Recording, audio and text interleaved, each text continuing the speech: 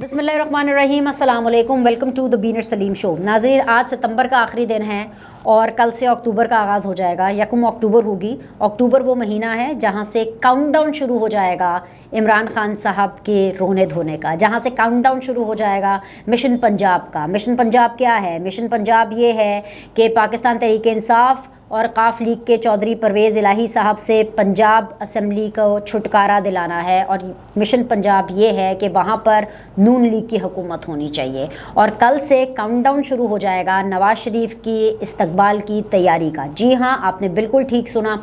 वो इसलिए क्योंकि नवाज़ शरीफ पाकिस्तान वापस आने वाले हैं। नवंबर के बाद वो किसी भी टाइम पर पाकिस्तान वापस आ जाएंगे।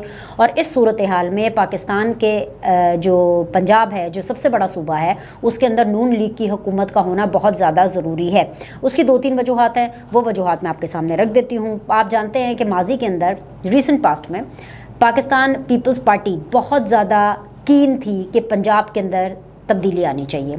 और पंजाब के अंदर यही तब्दीली आनी चाहिए कि जो चीफ़ मिनिस्टर है ना पंजाब का, वो पाकिस्तान तहरीक इंसाफ या ये परवेज़ इलाही साहब का नहीं होना चाहिए। खैर, एक वक्त था कि कभी वो लोग परवेज़ इलाही साहब के बारे में चीफ़ मिनिस्टरशिप के हवाले से सोचते थे कि चले ये हमारी तरफ से, यानी मुत्तहिदा अपोजिशन की तरफ से कैंडिडेट जो है वो परवेज़ इलाही साहब हो सकते थे। लेकिन जब से परवेज़ इलाही साहब ने उनके साथ धोखा किया है ना, तब से जो है ना ज़रा दिल टूट गया है मुत्तहिदा अपोजिशन का, यानी कि पीपल्स पार्टी और PMLN का। तो अब मसला ये है कि पंजाब के अंदर जो है वो किसी न किसी तरह नून लीग की हुकूमत चाहते हैं।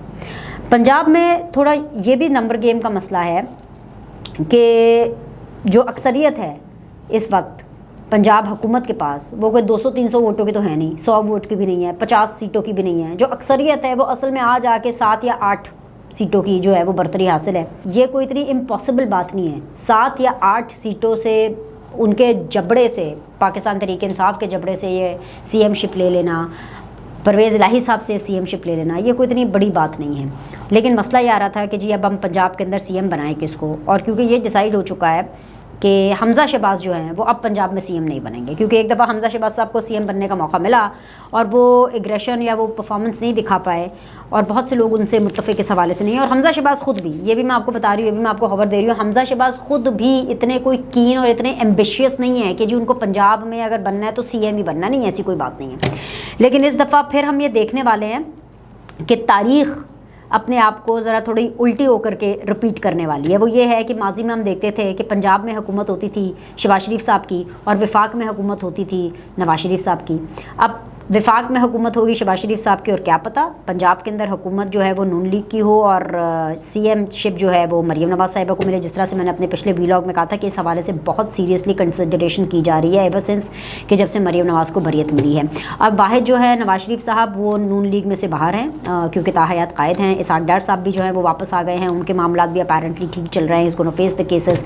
मरीम नवाज़ साहिबा की बरियत हो गई है, तो अब अकेले नवाज़ शरीफ साहब रह गए और उनके इस्तकबाल भरपूर तरीके से करना है। और वो ऐसे करना है कि पंजाब में हुकूमत भी नून लीग की होगी तो वो इस्तकबाल नवाज़ शरीफ साहब का हो पाएगा, जो कि PMLN चाहती है कि उनके ताहयात कायद का एक मुश्किल दौर के बाद इस्तकबाल जैसा होना चाहिए वैसा होना चाहिए। क्योंकि इस दफ़ा नून लीग एयरपोर्ट भी जाना चाहती है नवाज़ शरीफ साहब का इस्तकबाल करने के लिए, और इस दफ़ा जो नून लीग है वो सही धूम धड़क्के से नवाज़ शरीफ का इस्तकबाल करना चाहती है। और वो इसी सूरत हो सकता है जब नून लीग के पास पंजाब की हुकूमत हो।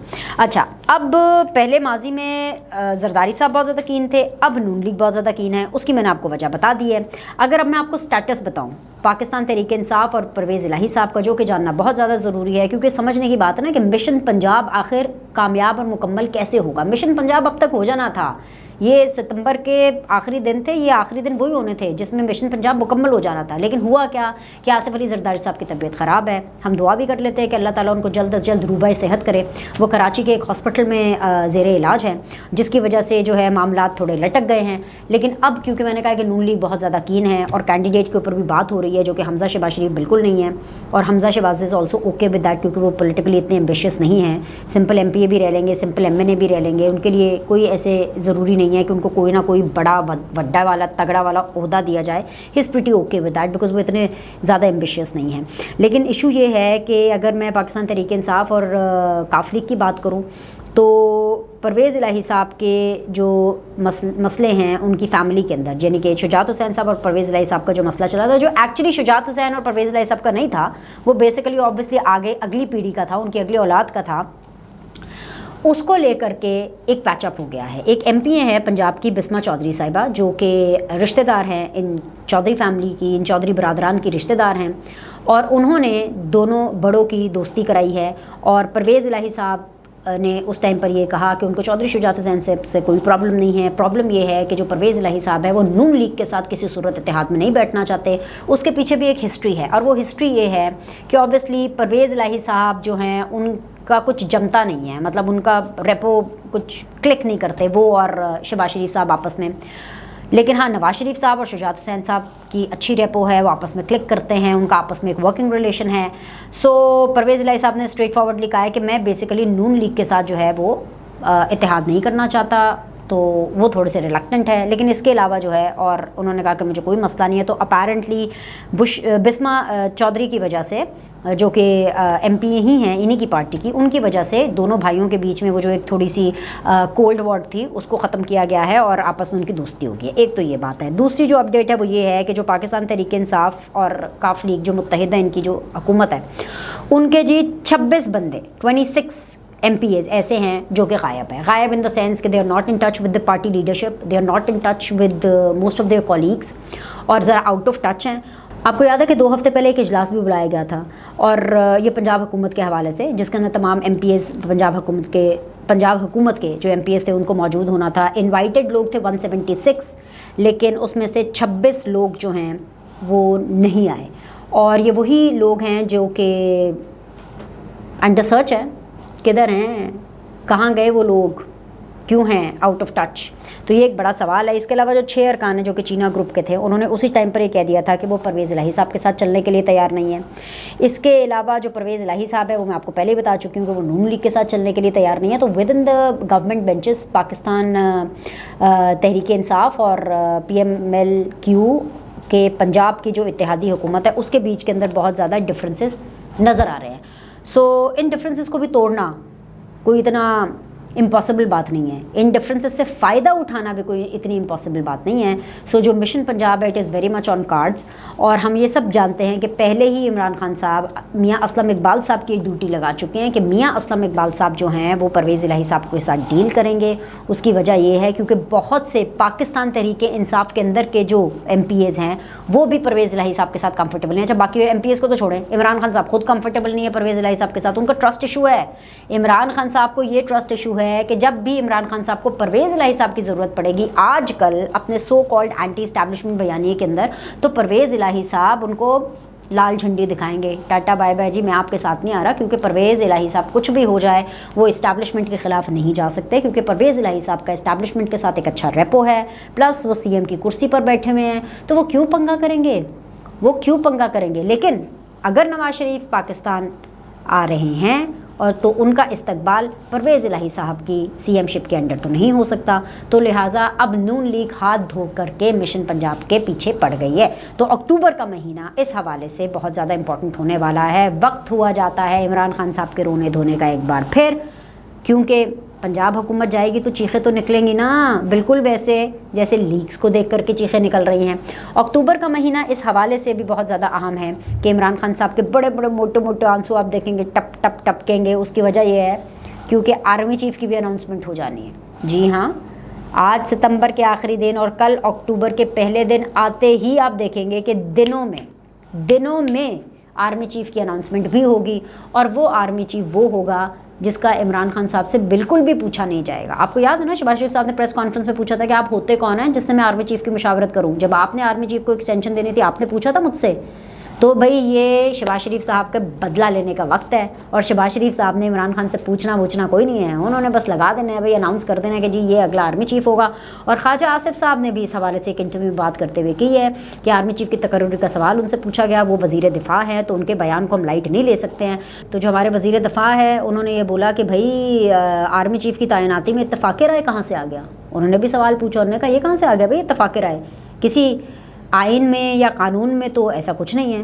तो जो भी होगा वो आइन और कानून के हिसाब से होगा, SOP के हिसाब से होगा। साथ ही साथ उन्होंने बड़े मज़े की बात की, उन्होंने कहा कि तारीख़ का फ़ैसला ये है कि 4 आर्मी चीफ्स नवाज़ शरीफ ने मुकर्रर किया और जो 5वां आर्मी चीफ़ है वो शहबाज शरीफ लगाने जा रहे हैं। तो इमरान खान साहब के जो आंसू हैं ना, उनको अपने पास एक बाल्टी रख लेनी चाहिए, क्योंकि गुस्सा तो उनका काम नहीं कर रहा। अब तो आंसू बहाने का वक्त है। दिल के अरमा आंसुओं में बह गए। इमरान खान साहब अब ये कहते हुए नज़र आएंगे, end of course not to forget leaks. Audio leaks video leaks में तब्दील हो रही हैं और ये भी विद इन डेज़ हो जाएगा। और वीडियो लीक्स जो है लोगों की माने, कुछ लोगों ने वीडियोस देखी भी हैं, बहुत बड़े बड़े जर्नलिस्ट भी हैं जो कि इस बारे में बात कर रहे हैं, जैसे हामिद मीर साहब मालिक साहब के प्रोग्राम में थे और उनसे पूछा गया कि स्कैंडल्स के हवाले से, ये लीक्स के हवाले से ये बात हो रही थी, तो हामिद मीर साहब ने कहा कि ये दुआ करें कि कहीं ऐसा ना हो कि किसी मर्द का मर्द के साथ स्कैंडल आ जाए। तो फिर आगे से उनसे पूछा गया कि फिर नुकसान किसका होगा, तो हामिद मीर साहब ने इसका जवाब दिया कि नुकसान तो पाकिस्तान की सियासत का होगा।